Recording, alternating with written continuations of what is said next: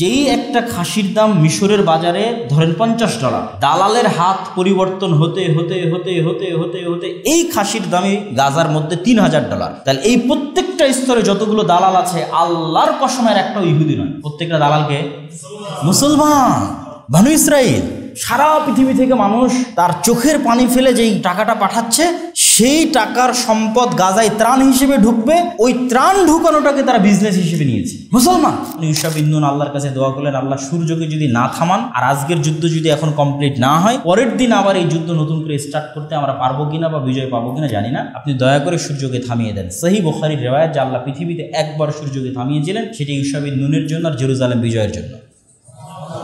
কখনোই কিন্তু মুসলমানেরা তাদের শক্তি দিয়ে বিজয় অর্জন করে, কখনোই না। আল্লাহর উপর আস্থা এবং ভরসা এবং আল্লাহর সহযোগিতা।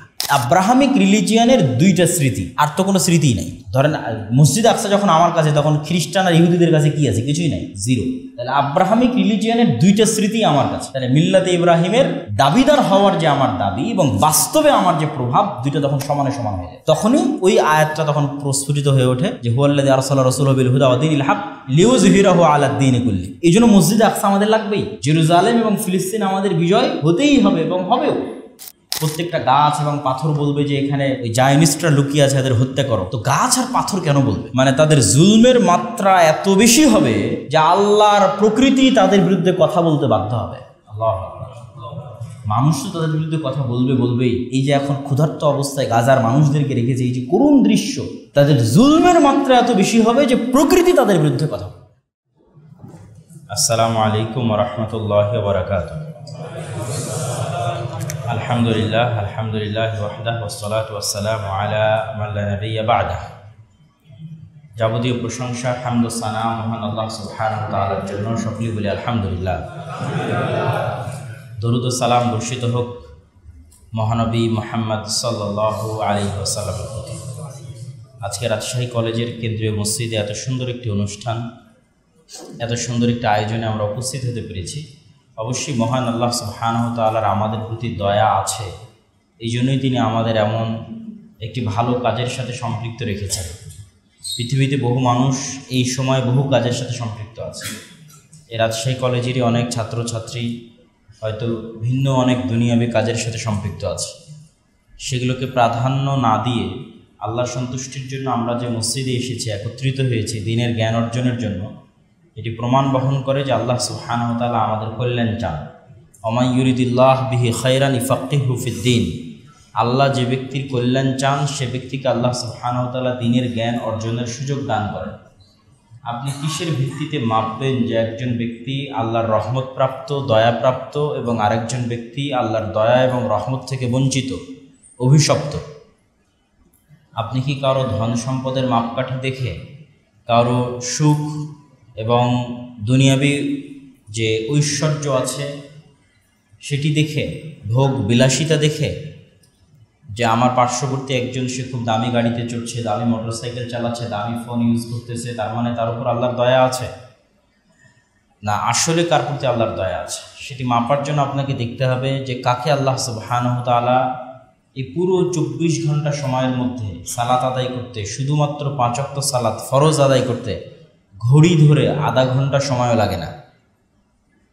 5 ওয়াক্ত সালাতের যদি শুধু ফরজ রাকাতগুলো আদায় করা হয় এবং টাইমার ওয়াচ যদি অন করে দিয়ে আদায় করা হয়, ধীর স্থিরভাবে আদায় করা হয়, তাহলে সারাদিনের সকল 5 ওয়াক্ত সালাত মিলিয়ে আধা ঘন্টা হবে না।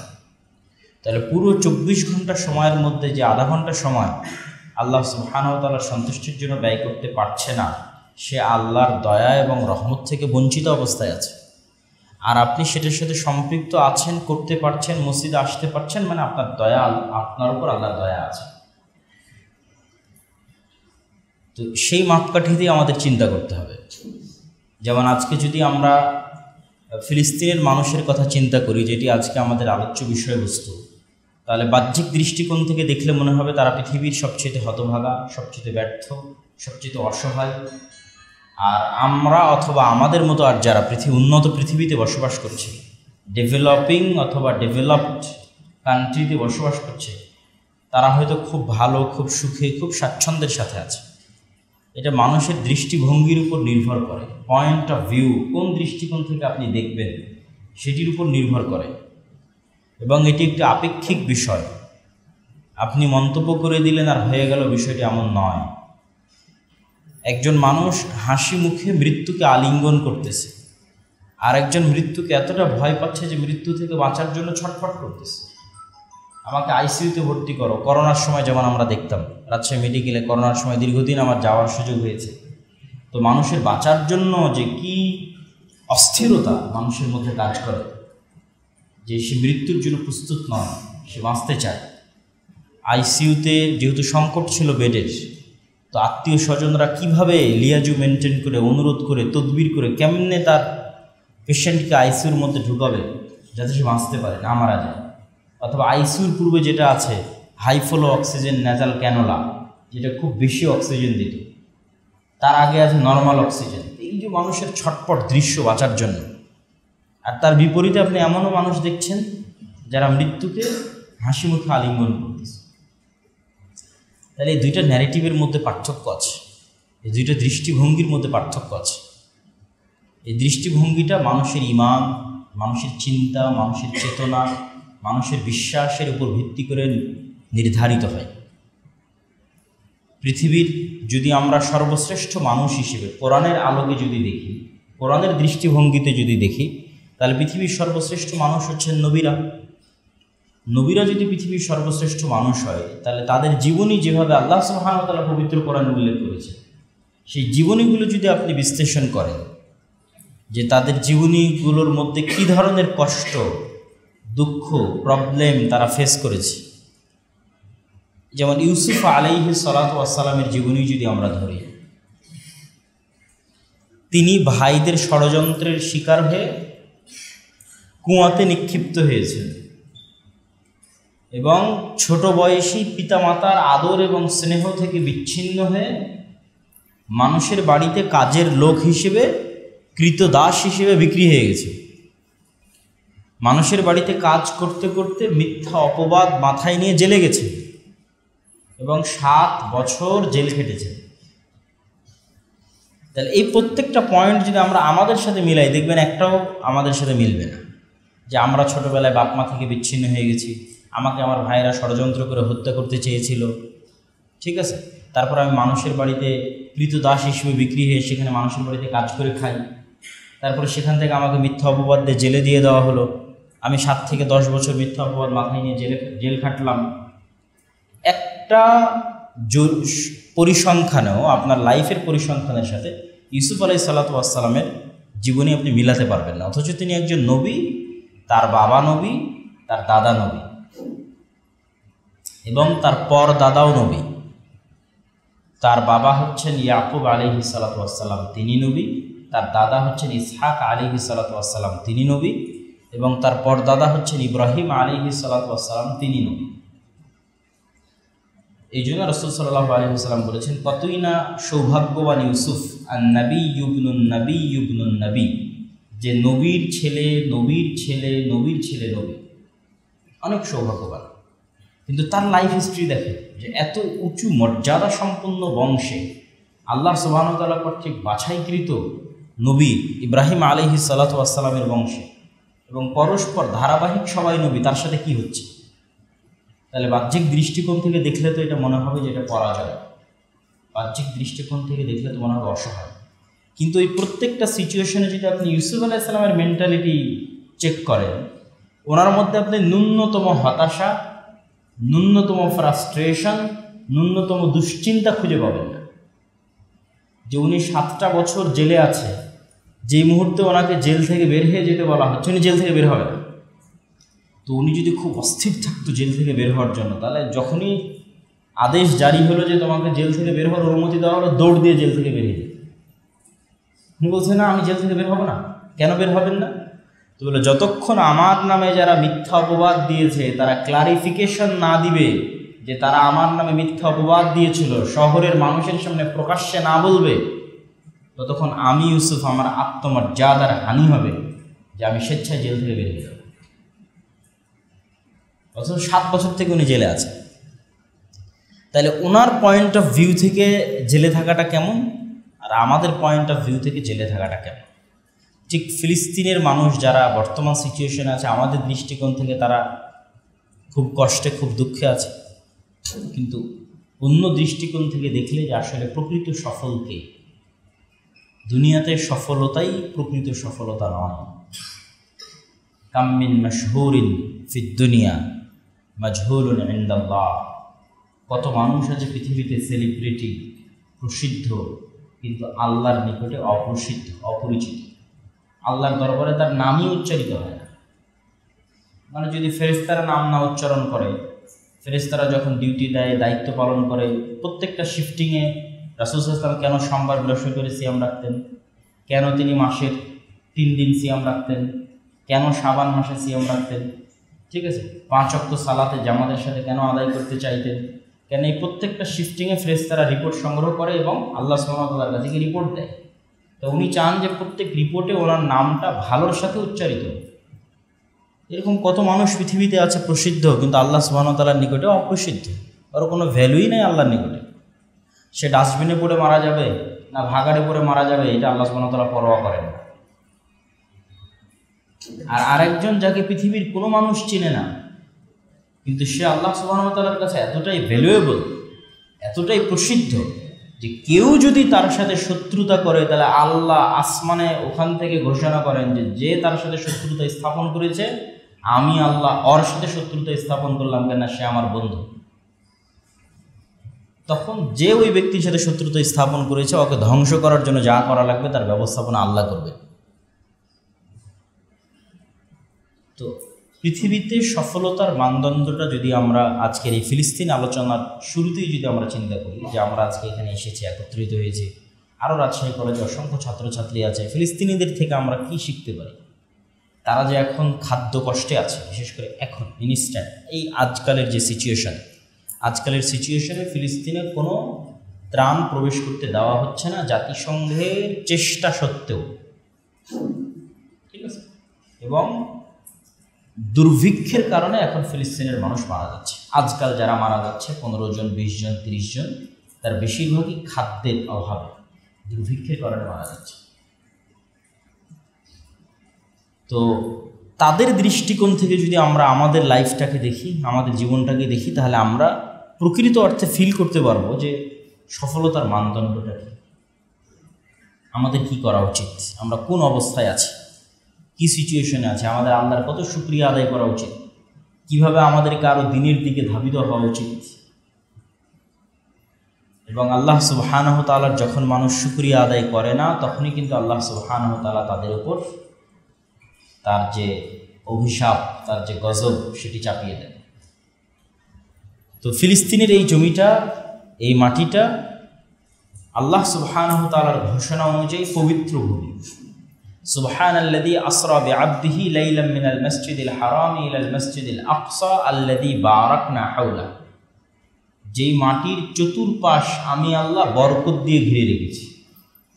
আর এক আয়াতে আল্লাহ সুবহানাহু ওয়া তাআলা বলছেন, ওয়ানাজ্জাইনাহু ওয়া লূতান ইলাল আরদিল্লাতী, আমি লূতকে এবং ইব্রাহিমকে ওই মাটিতে আশ্রয় দিয়েছি যেই মাটিতে আমি বরকত রেখেছি, রহমত রেখেছি সারা পৃথিবীর মানুষের জন্য। আল্লাহু আকবার। আগের আয়াতে বলা হলো যে তার চারপাশ বরকত মণ্ডিত, আর পরের আয়াতে বলা হচ্ছে যে এই মাটিতে আল্লাহ বরকত রহমত রেখেছেন কাদের জন্য? সারা সমগ্র পৃথিবীর মানুষের জন্য রেখেছে।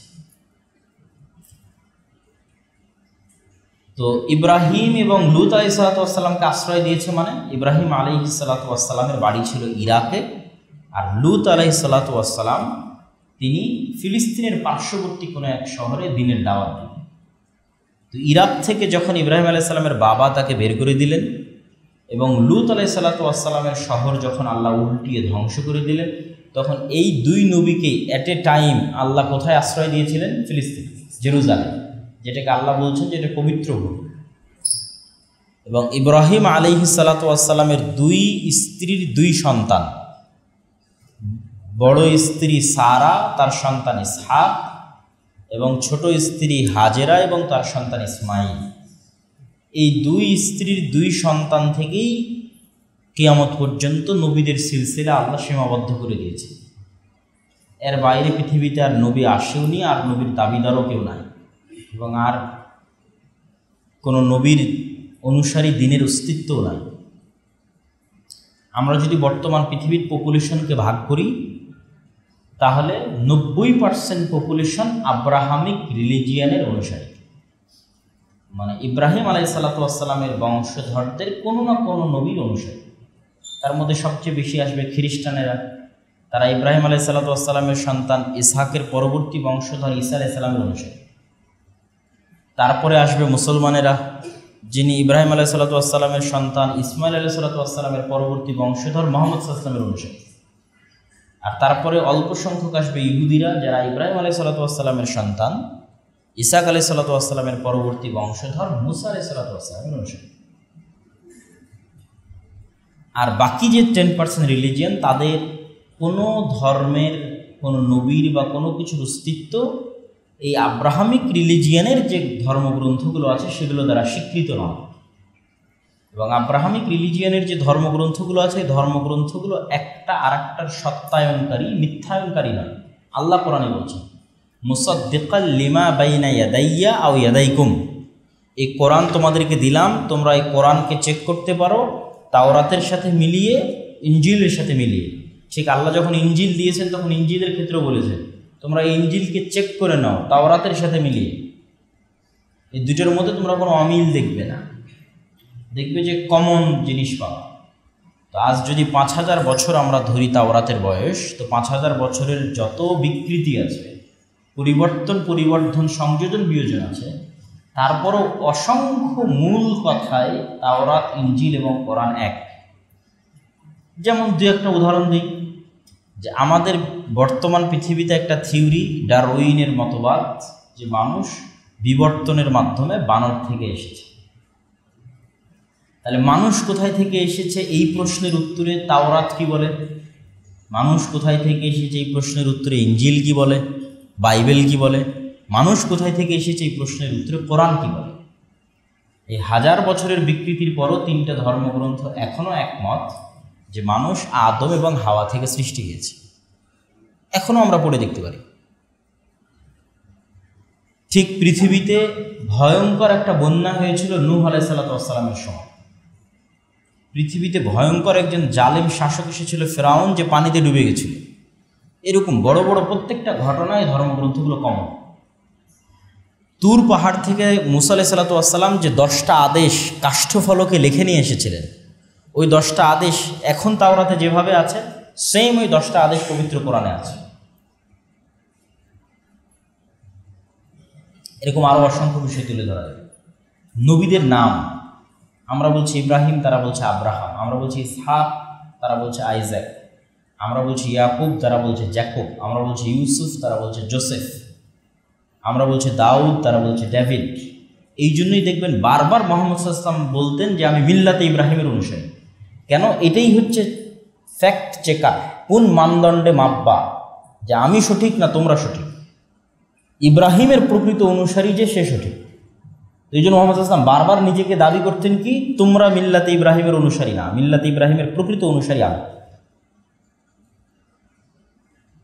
এই জন্য বারবার কোরআনে দেখবেন বলা হয় ইব্রাহিম মুশরিক ছিল না, ইব্রাহিম ইহুদি ছিল না, ইব্রাহিম নাসারা ছিল না, ইব্রাহিম মুসলিম ছিল। মানে এটাই, তোমরা যদি বলো যে তোমরাও ইব্রাহিমের অনুসারী, তাহলে এই জিনিসগুলো চেক করো যে ইব্রাহিম কোথাও বলেছে যে আমি ইহুদি ছিলাম, আমি নাসারা ছিলাম। ইব্রাহিম কখনো শিরক করেছে কিনা? তোমরা তো আল্লাহর সন্তান দাবি করে শিরক করছো। তো রাসূল সাল্লাল্লাহু আলাইহি ওয়াসাল্লাম তাদের সাথে ফাইট দিতেন। তিনিও ইব্রাহিম আলাইহিসসালাতু ওয়াসসালামের উত্তরসূরি এবং তিনি প্রকৃত ইব্রাহিম আলাইহিসসালাতু ওয়াসসালামের অনুসারী। এই আলোচনা থেকে আমাদের জন্য শিক্ষণীয় কি? মাঝখানের এই আলোচনা, যদিও এই আলোচনা ফিলিস্তিনের সাথে কানেক্টেড হবে। আল্লাহ ইব্রাহিম আলাইহিস সালামের 2 সন্তানের একজনকে ফিলিস্তিনে রেখেছেন, একজনকে মসজিদ আকসার পাশে, আর একজনকে কাবার পাশে। এই দুইটা পৃথিবীর সবচেয়ে পুরাতন পবিত্রতম মসজিদ। এই 2 পুরাতন পবিত্রতম মসজিদ আবাদ করত ইব্রাহিম আলাইহিস সালামের 2 সন্তানের বংশধরেরা। এটা মূলত এই আলোচনার সামারি। কিন্তু এখান থেকে আমাদের আরেকটি শিক্ষণীয় আছে, সেটা যে জুলাই পরবর্তী বাংলাদেশে আমাদেরকে বুঝতে হবে যে বাঙালি জাতীয়তাবাদের সাথে মুসলিম জাতীয়তাবাদের দ্বন্দ্বটা কোথায়। আবারও বলি, বাঙালি জাতীয়তাবাদের সাথে মুসলিম জাতীয়তাবাদের দ্বন্দ্বটা কোথায়? আমরা অবশ্যই ভাষাগতভাবে নৃতাত্ত্বিকভাবে বাঙালি, কিন্তু আমরা ধর্মের দিক থেকে মুসলিম। এবং এই অঞ্চল, যে অঞ্চলটা 1905-এ বঙ্গভঙ্গ হয়েছিল, যেহেতু আমরা যদি একটু শর্টকাটে বলি যে এখানে স্বাধীন সুলতানি শাসন আমলে মুসলমানেরা স্বাধীন ছিল। স্বাধীন সুলতানি শাসন আমলের নিদর্শন কি? রাজশাহীতেই বেশি আছে, কেন রাজশাহী যেহেতু স্বাধীন সুলতানি শাসন আমলের রাজধানীর এরিয়ার মধ্যে পড়ে, তো রাজধানী কেন্দ্রিকৃত উন্নয়নগুলো বেশি হয়। এখন যেমন ঢাকা কেন্দ্রিক উন্নয়ন বেশি। তাহলে স্বাধীন সুলতানি শাসন আমল ইখতিয়ারউদ্দিন মহদ্দিন বখতিয়ার খিলজি যখন এই বাংলা জয় করে, তখন তার রাজধানীটা ছিল মালদা এবং চাঁপাইনবাবগঞ্জ সীমান্তবর্তী গৌড়। তাহলে ওই গৌড় অঞ্চল এবং তার আশেপাশে উন্নয়ন বেশি হবে। এই জন্য বাঘাদেব মসজিদ, কুসুমবাতে মসজিদ, চাঁপাইনবাবগঞ্জের সোনা মসজিদ, এগুলো হচ্ছে তখনকার উন্নয়নের নিদর্শন। এই স্বাধীন সুলতানি শাসন আমলের পরে মুঘলদের শাসন, মুঘলরা এই প্রথম রাজধানী চেঞ্জ করে কোথায় নিয়ে গেল? ঢাকাতে। তার ওই যে আহসান মঞ্জিল, লালবাগের কেল্লা, এগুলো হচ্ছে তাদের শাসন আমলের নিদর্শন, রাজধানীতে তাদের উন্নয়নের নিদর্শন।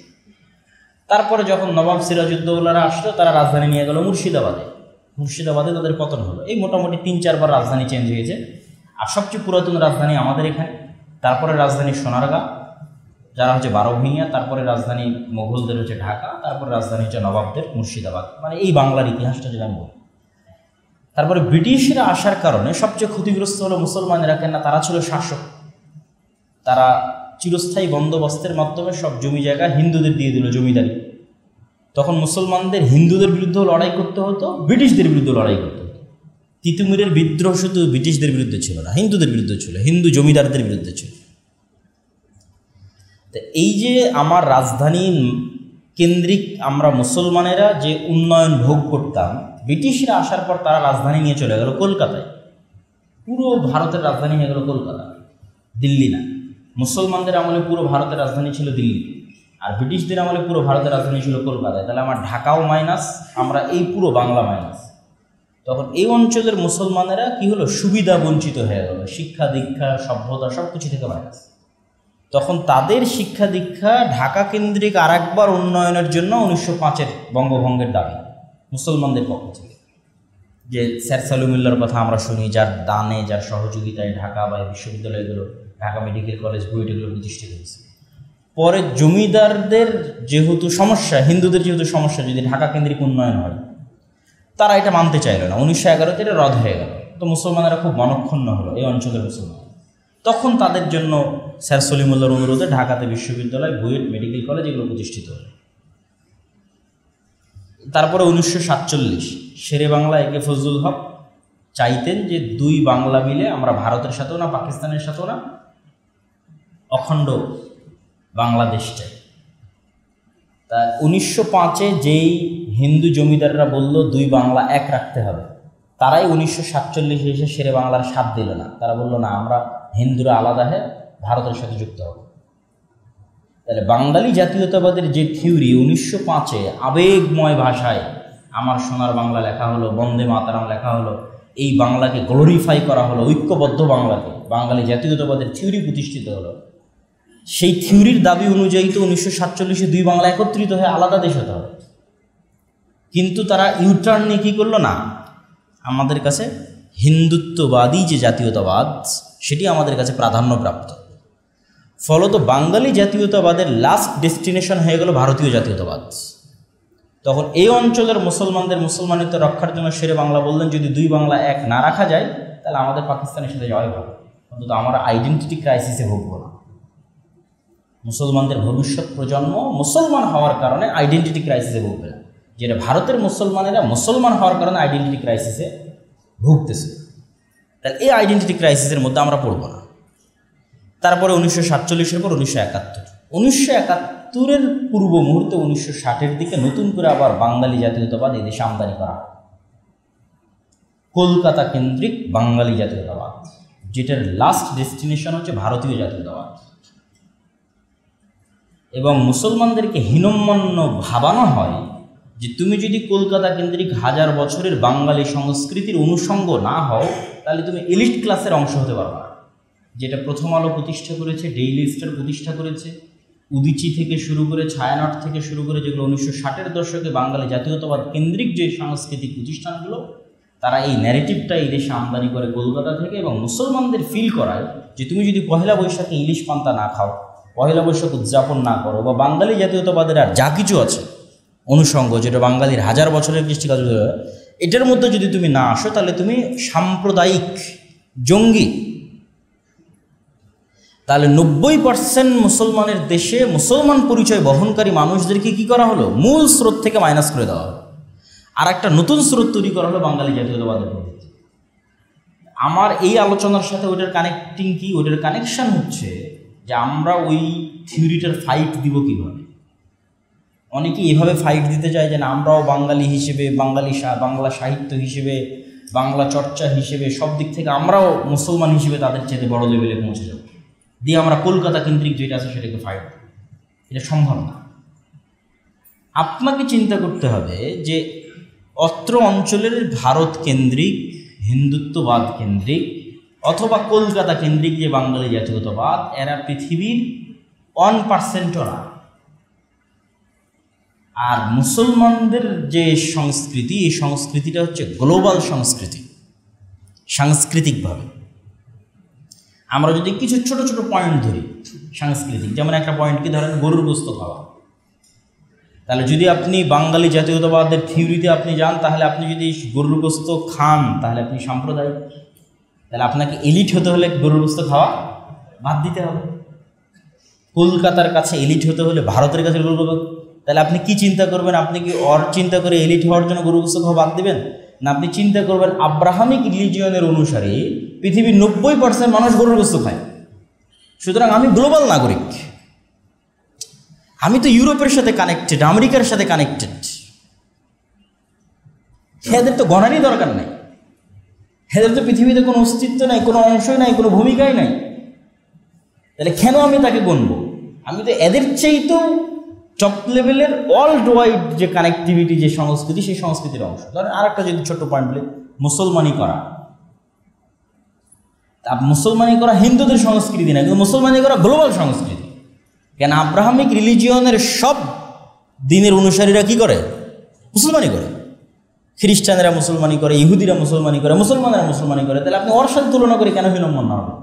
আপনি তো গ্লোবাল নাগরিক। সুতরাং আপনাকে ওইটার সাথে ওইভাবে ফাইট না দিয়ে আপনাকে সবসময় ফাইট দিতে হবে কীভাবে? বিশ্ব চিন্তা করে।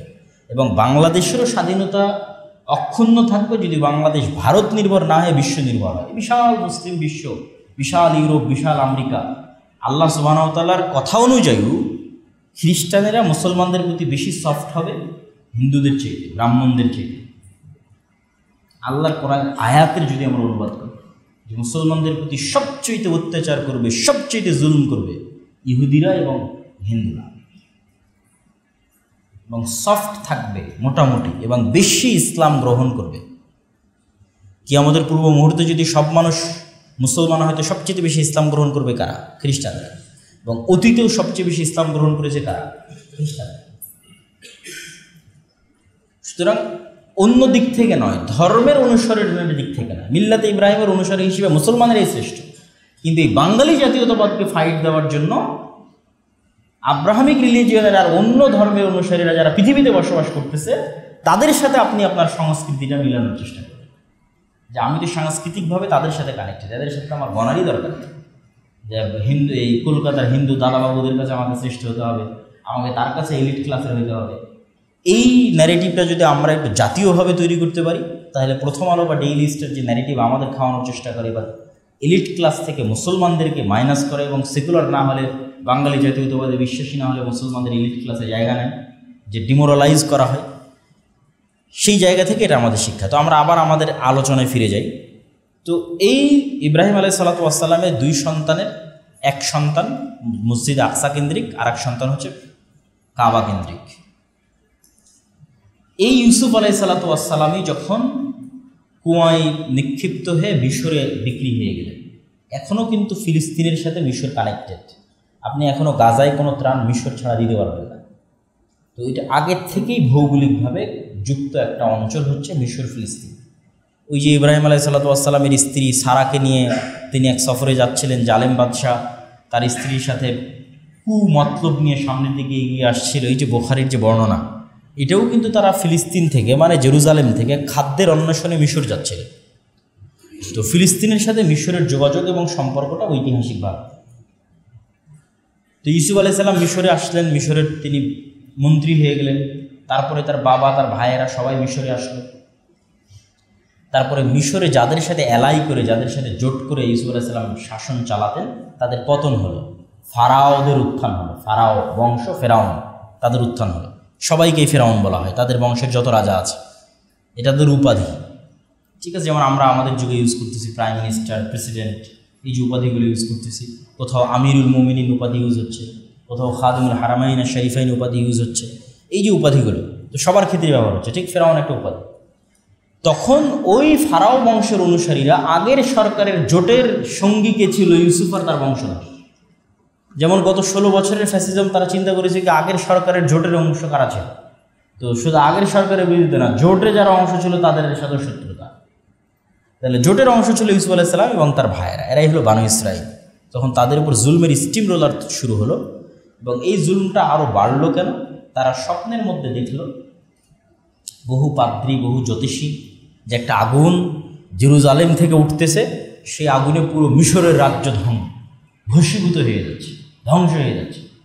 জ্যোতিষীরা ব্যাখ্যা দিল যে জেরুজালেম থেকে কারা আসছে? এরাই তো বানু ইসরাইলেরই তো আসছে, ইব্রাহিম আলাইহিস সালামের বংশধর, ইসহাক, ইয়াকুব, ইউসুফ এবং তার 11 ভাইয়ের পরবর্তী সন্তান। এরাই তো জেরুজালেম থেকে আসছে। অতএব এদের থেকে এমন সন্তান জন্ম নিবে আপনার শাসন ক্ষমতা ধ্বংস করে। তখন 300 বছর লাগাতার এদের উপর জুলম চললো, যে জুলমের বর্ণনা আল্লাহ দিয়েছে, ছেলে সন্তানকে জবাই করবে, মেয়েদের বাঁচিয়ে রাখবে। তো 300 বছরের জুলমে এরা গোলাম হিসেবে, এদের নেচার গোলাম হয়ে গেল। যেমন আমরা মানসিকভাবে এখনও 190 বছরের যে ব্রিটিশ শাসন, সেটা ট্রমা বহন করি, ট্রমা মেন্টালি, জেনেটিক্যালি, এবং ট্রমাটাইজড হওয়ার কারণে আমাদের অজান্তেই আমাদের মধ্যে গোলামির স্বভাব কাজ করে। 70 বছর স্বাধীনতা ভোগ করার পরেও আমরা এটা থেকে বের হতে পারি। আর এই 70 বছরের স্বাধীনতাটা যেহেতু গণতন্ত্র কেন্দ্রিক ছিল, আর গণতন্ত্রও যেহেতু গোলামির যে নেচারগুলো টিকিয়ে রাখার সিস্টেমটা ধরে রাখে। গোলামির নেচারটা কি? যে এখানে ধরেন 10 জন মানুষ ক্ষুধার্ত আছে, তো 10 জন মানুষের মধ্যে আমি একটা রুটি নিক্ষেপ করে দিলাম, তো 10টা মানুষ রুটিনে কাড়াকাড়ি করবে না? তাহলে এই যে রুটিনে কাড়াকাড়ি করতেছে একটা আত্মমর্যাদা সম্পন্ন মানুষ, কিন্তু স্বাধীন মানুষ, কিন্তু যার কাছে খাবারের কষ্ট নাই, সে কিন্তু রুটিনে কাড়াকাড়ি করবে না। তাহলে তো গোলামের নেচার। তাহলে এই নেচারটা কীভাবে কন্টিনিউ করা যায় স্বাধীন হইলেও? সেটার সিস্টেমই ডেমোক্রেসি। ডেমোক্রেসি থাকলেই এরা একজন আরেকজনের নিন্দা করবে, অপবাদ দিবে, হিংসা করবে, মারামারি করবে, ক্ষমতা নিয়ে মারামারি করবে, টাকা দুটো দখল করার জন্য দুটো বেশি ইনকাম করার মারামারি করবে। এরা নিজের অজান্তে গোলামের সংস্কৃতি লালন করবে, যে গোলামের সংস্কৃতি আমরা এদের 190 বছর যাবৎ শিখিয়েছি, যে একটা টাকার জন্য তোদের মারামারি করতে হবে, মিথ্যা বলতে হবে, ধোকা দিতে হবে, নাহলে ইনকাম। এটাই তো গোলামের মধ্যে বিল্ড আপ হয়। 190 বছরে আমাদের মধ্যে এটা বিল্ড আপ হয়েছে যে আমরা মিথ্যা না বললে, ধোকা না দিলে, দুটো টাকার জন্য মারামারি না করলে, ক্ষমতার জন্য মারামারি না করলে আমরা পাবো না। তো ঠিক এই সেম জিনিস বানু ইসরায়েলের মধ্যে বিল্ড আপ করেছে। 300 বছর তারা ফেরাউনের গোলাম ছিল। এই জন্য আল্লাহ সুবহানাহু ওয়া তাআলা দেখলেন যে মুসা আলাইহিস সালামকে যদি আল্লাহ বানু ইসরায়েলদের সাথে মানুষ করে, তো নেচার তো খারাপ হয়ে যাবে, গোলামানা নেচার হয়ে যাবে।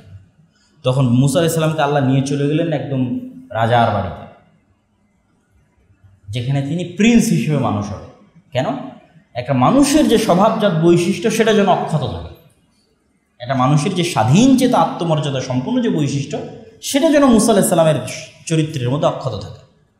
মুসা আলাইহিস সালামকে তো আর ফেরাউন খাবারের জন্য, সে তো তার নিজের সন্তান হিসেবে তাকে লালন করতেছে, তার স্ত্রীর চরম এবং পরম ভালোবাসার কারণে, এবং তার ভালোবাসার কারণে একটা সন্তানকে যেভাবে আদর দিয়ে লালন পালন করে সেভাবে লালন পালন করতেছে। আর এট এ টাইম বানু ইসরায়েলরা গোলাম হিসেবে, মাজলুম হিসেবে আছে।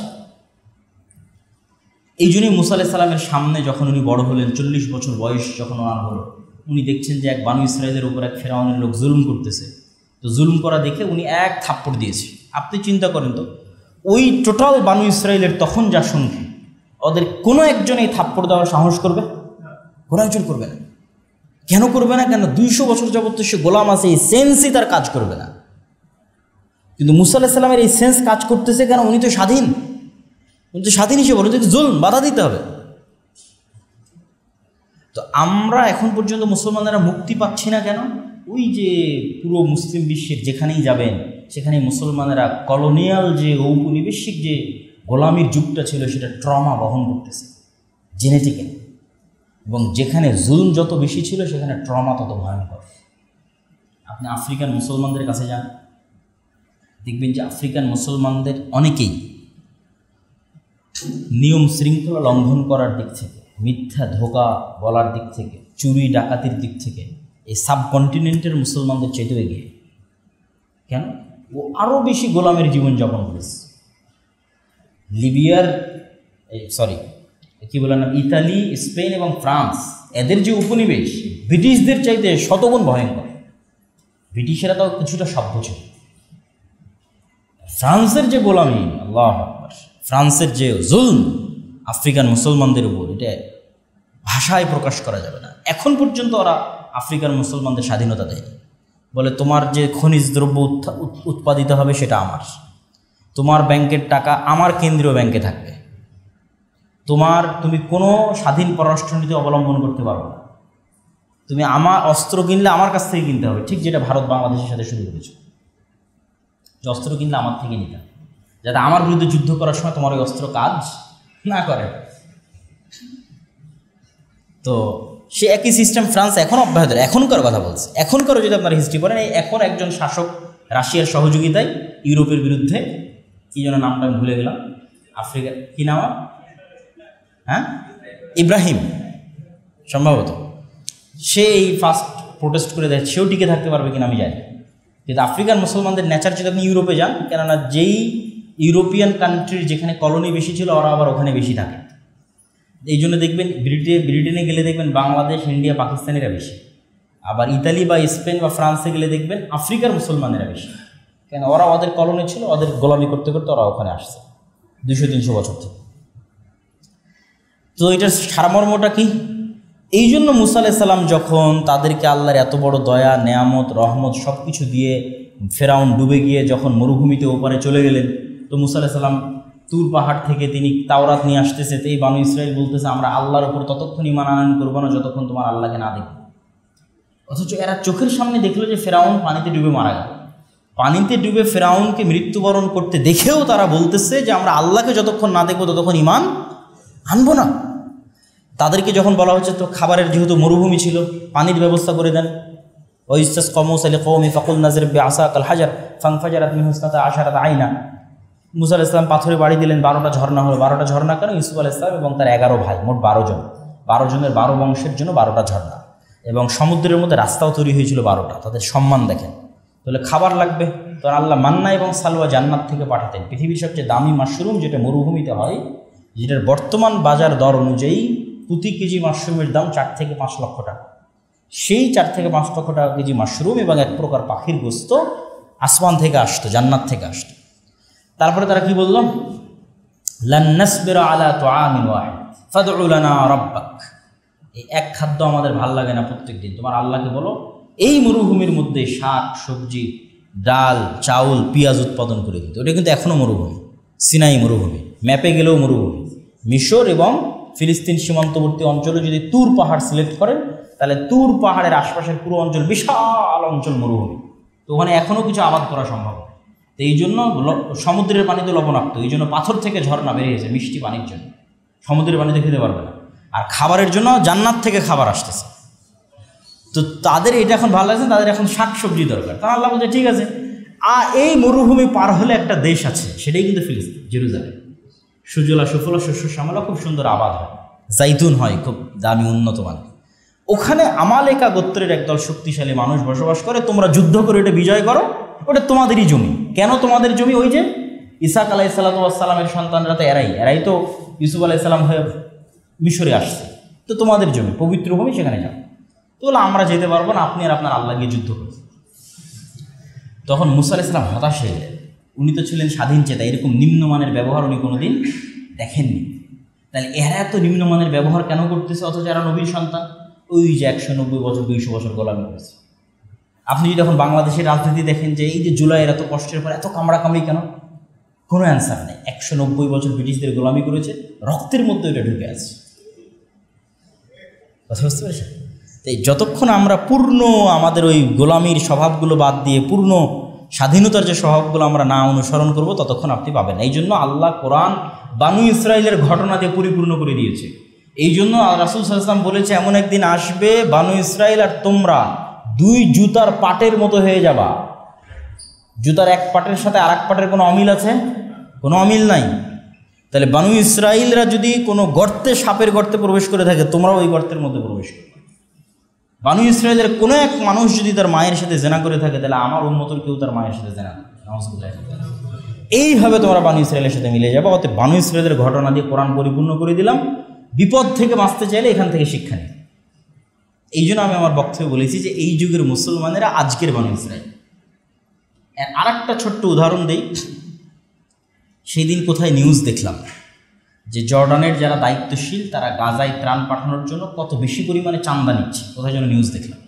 তো এটা তো নিউজে এসেছে, আর আমরা যেহেতু ফিল্ডে ত্রাণ বিতরণ করতেছি আমরা তো আরও ভালো জানি।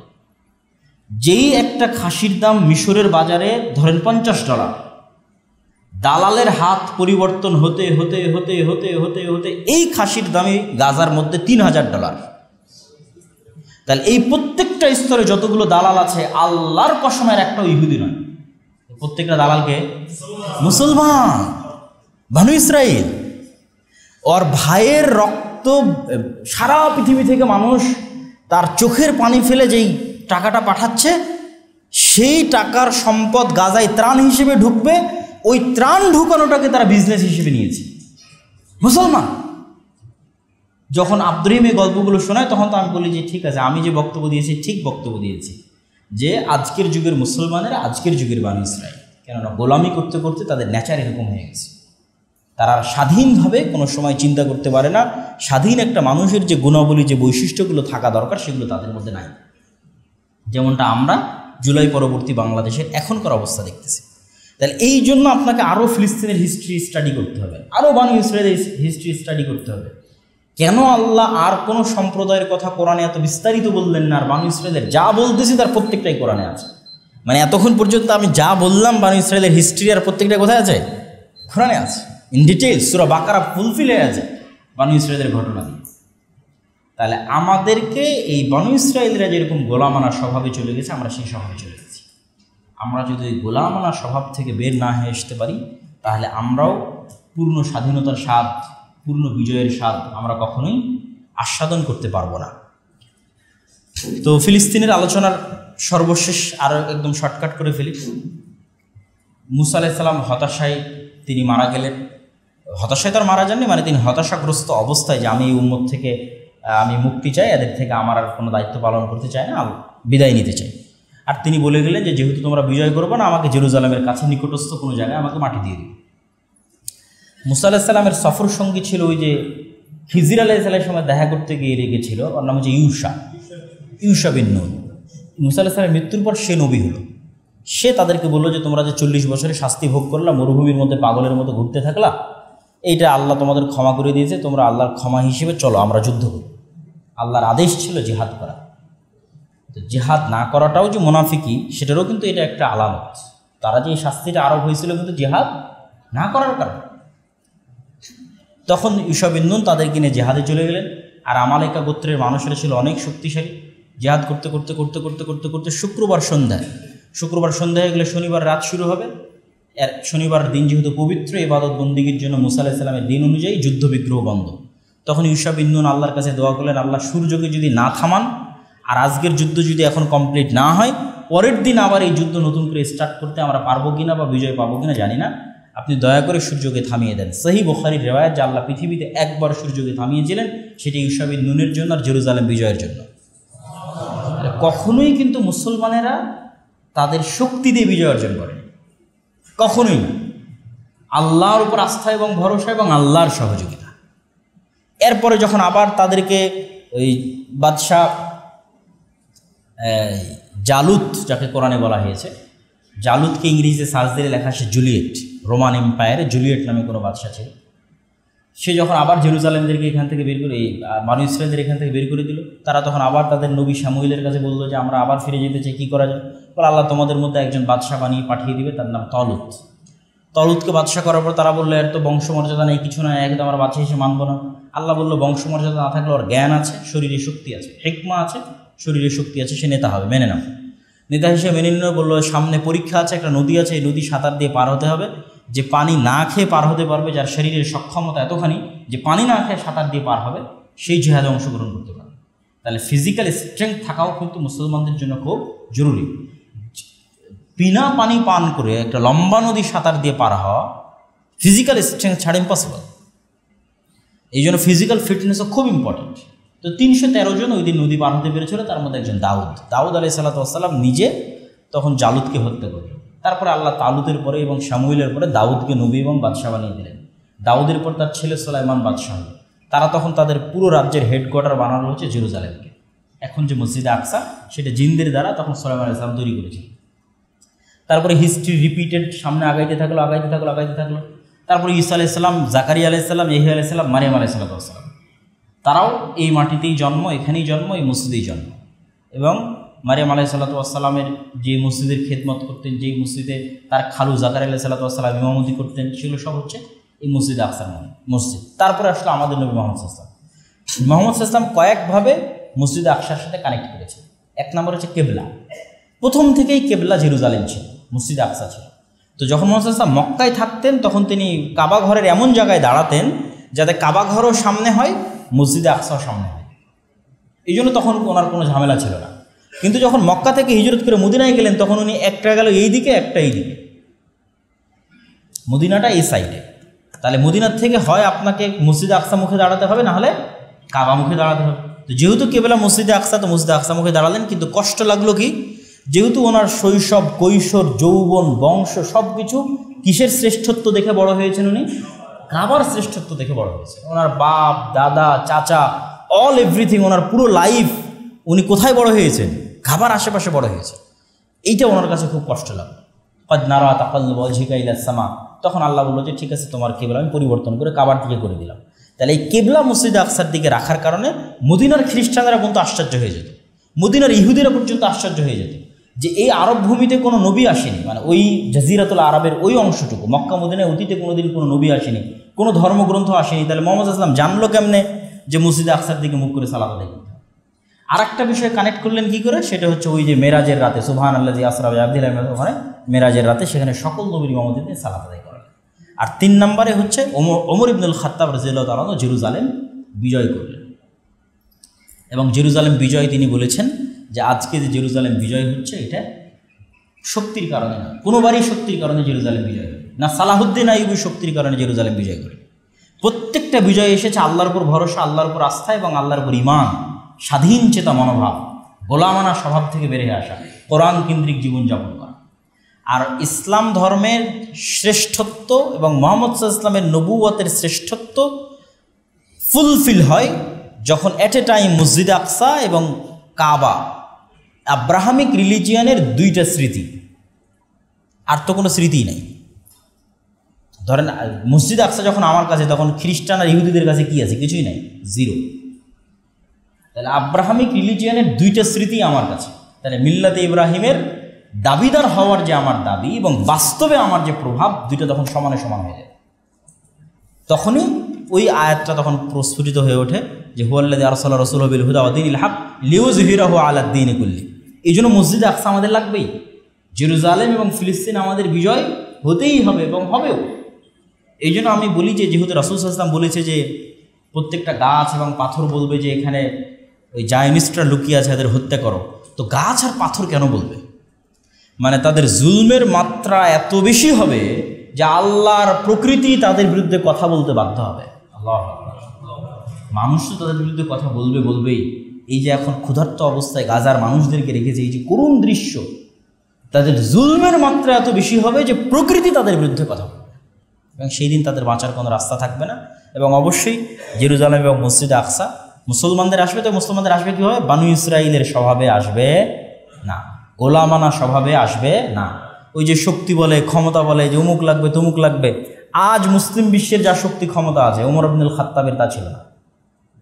ওমর ইবনুল খাত্তাবের সাথে যদি আপনি রোমান এবং পারস্য এম্পায়ারের তুলনা করেন, আর আজকের মুসলমানদের ক্ষমতা এই পাকিস্তানে, ইরান, এই সৌদির সাথে যদি আজকের আমেরিকা এবং ইউরোপের তুলনা করেন, তাহলে আজকের মুসলমানদের কাছে ক্ষমতা বেশি আছে, টাকা বেশি আছে। ওমর ইবনুল খাত্তাবের কাছে ছিল না, সালাহুদ্দিন আইয়ুবীর কাছে ছিল। তাহলে শক্তি ক্ষমতা কোনো ব্যাপার নয়। আজকে মুসলমানদের নাই কি? সব বানু ইসরাইলের স্বভাবের মধ্যে আছে। সবাই নিজের ভাইয়ের রক্ত বিক্রি করে খেয়ে নিচ্ছে। ঠিক আছে, এই গোলামানা স্বভাব থেকে যদি আমরা বেরিয়ে আসতে পারি, আমাদের পরবর্তী বংশধররা বেরিয়ে আসে, ইনশাআল্লাহ আমরা নাজাত পাবো। আল্লাহ আমাদের তৌফিক দান করুক, আল্লাহ আমিন। ওয়া আখিরু দাওয়ানা আনিল হামদুলিল্লাহি রাব্বিল আলামিন। এই যে ফিলিস্তিনের যে আলোচনা করলাম, এটা আমারই লেখা বই, পরিপূর্ণ এখানে আছে। আর মাসিক আল ইতিসাম যদি এখানে প্রতি মাসে তোমাদের নিয়ে আসা সম্ভব হয়, আমি নিজে সম্পাদকীয় লিখি, যেমন এই মাসে আছে নারী সংস্কার নিয়ে সম্পাদকীয় আছে, সমসাময়িক সব বিষয়ে সম্পাদকীয় এবং লেখনী থাকে।